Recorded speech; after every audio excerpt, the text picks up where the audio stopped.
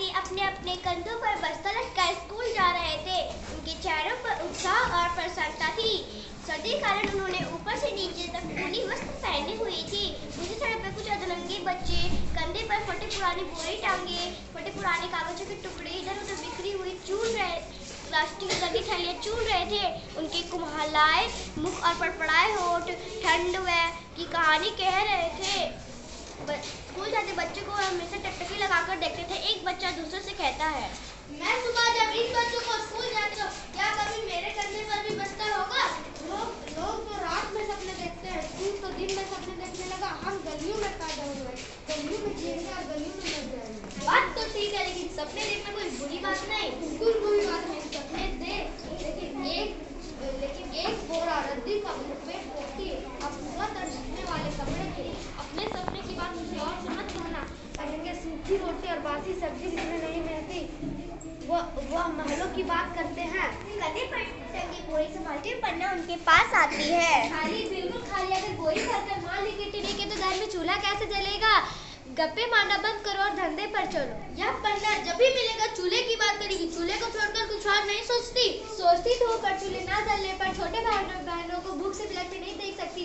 उस दुर्घटना में जब से बापू मरा है तब से मानी खटिया ही पकड़ लिए। मेरी ही कमाई से घर में चूल्हा जलता है। हम गलियों के बच्चों के ऊपर भूख लाचारी जिम्मेदारी ही है। मुझे ऐसा कोई दिन याद नहीं जब पेट भर के मनचाहा भोजन मिला। चलो अब धंधा शुरू करो। आकाश में काले बादल घिर आए हैं। वर्षा शुरू हो गई तो धंधा चौपट ही समझना। हम ठंड से दांत किटाएंगे। हाँ, दोपहर बाद पहलवान के ढाबे के बाहर मिलेंगे। हो सकता है तो कोई मेहरबान रोटी ही खिला दे। तीनों अलग अलग दिशाओं में बढ़ जाते हैं। दूसरी सुबह स्कूल जाने वाले बच्चे कागज चुनने वाले बच्चों को देखकर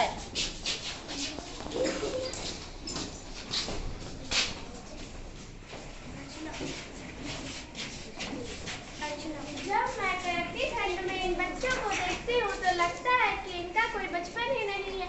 गरीबी के कारण इन्हें बचपन में ही कमाने को मजबूर होना पड़ता है। हो सकता है कि ये बच्चे हमसे अधिक योग्य और बुद्धिमान हों।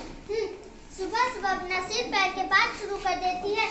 जब से उसके बारे में सोचते हैं जिससे हमारा कोई लेना देना नहीं। ये बच्चे हमारे जैसे बच्चे, अंतर केवल इतना है कि हमारा माता पिता हमारे जरूरतों को पूरा कर सकते हैं, इनके नहीं। इसलिए इनके जीवन में दुखों और अभावों का भंडार है।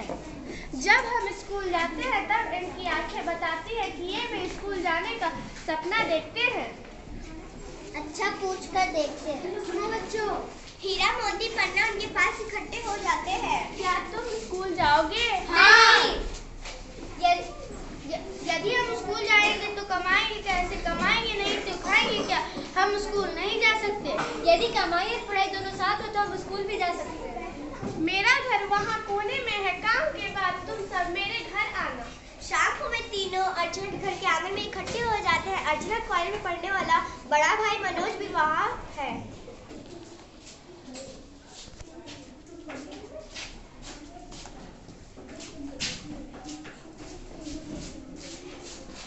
तुम सब आ गए? हाँ, हम सब आ गए।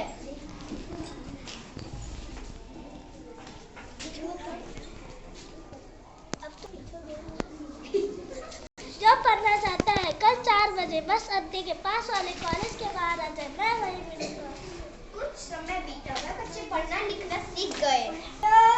2 3 4 5 6 7 8 9 10।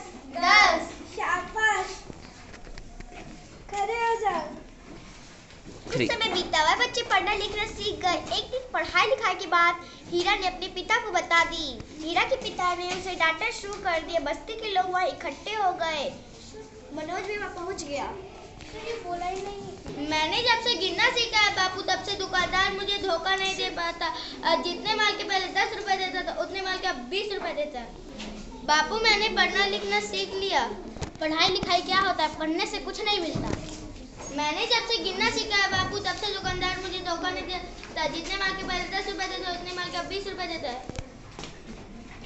यदि ये बच्चे थोड़ा पढ़ लिख लेंगे तो कोई इन्हें दूध नहीं पाएगा। बड़े होने पर ये अपने बच्चों की देखभाल भी अच्छी तरह से कर सकेंगे। भैया अब तो मैं ही नहीं, मेरे साथी भी पढ़ना लिखना सीखेंगे। तो देखा आपने,